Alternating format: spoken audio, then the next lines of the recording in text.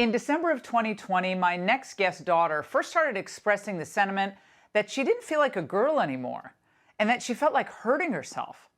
Now, the daughter, who we aren't naming to protect her identity, was only 12 at the time, and she had a history of anxiety and depression.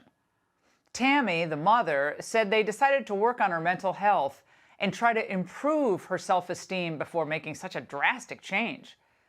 The next morning, Tammy's daughter went to a mental health provider in town.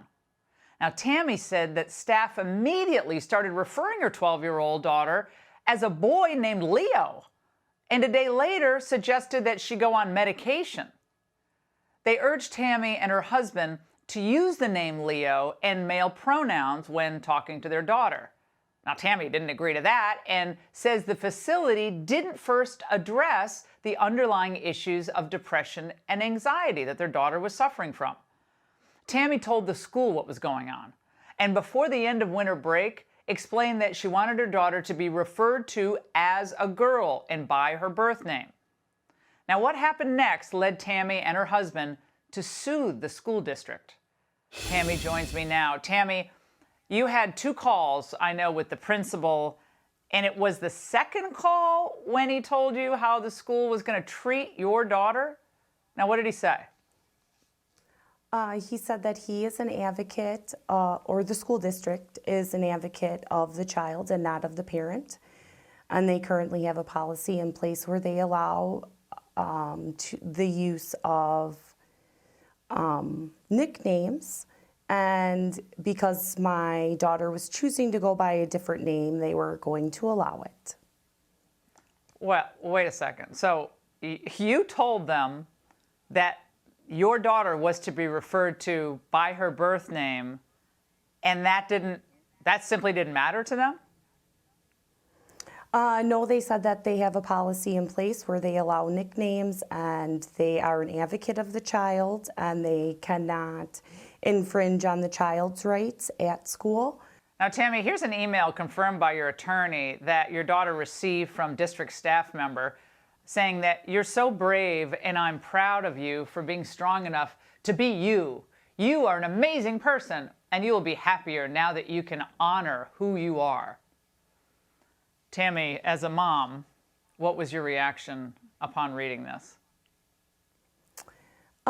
I was quite upset. She had a long running rapport with the staff member who sent that email. But my underlying issue was the school itself, the district, once they were aware of my request to use her birth name and gender until we had it fully looked into, they refused. Now, your daughter was apparently really mad at you, I know, when this was unfolding initially. Yes. What's your relationship? I mean, I'm a mom of 3 kids, 17, 14, and 12, so I know that, raising kids is not easy today, for sure. Some days they do hate you. But how is your relationship now with your daughter? I believe it's wonderful. It's obviously not perfect. She's a teenage girl, and I'm a mother trying to raise her, but she's substantially more stable than she was then. She's happy and healthy, and she trusts me. And Tammy, what ultimately happened? Did you pull her out of the school, or where is she now? Yes, I did. I did pull her out of the school as soon as they told me that they were going to disregard what I wanted for the mental health of my child. And she's currently in a public school in Wisconsin in a different district. She's happy and thriving. She doesn't have any problems at all with gender dysphoria. That seemed to correct after she spoke to a provider that was willing to, dive into the thoughts that were going on in her head. Oh. Well, did she get the thoughts about gender transition or changing her gender from the culture, the media, TikTok, friends? Where did she even get the idea? I would say that definitely social media played a large role in where she got the idea of it. Generally, from my perception of what happened with my daughter, is she felt very lost and alone and isolated during COVID, and she was sad, and she was looking for any place to belong.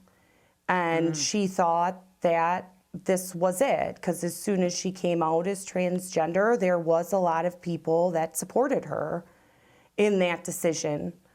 But once she started to reflect on the long-term effects of making such a life choice, because it was important to me that if she was going to make that decision, that, okay, well, you're going to make it like an adult now, Yeah. and we're going to sit down and we're going to discuss the ramifications that come from any choice you might make moving in that direction.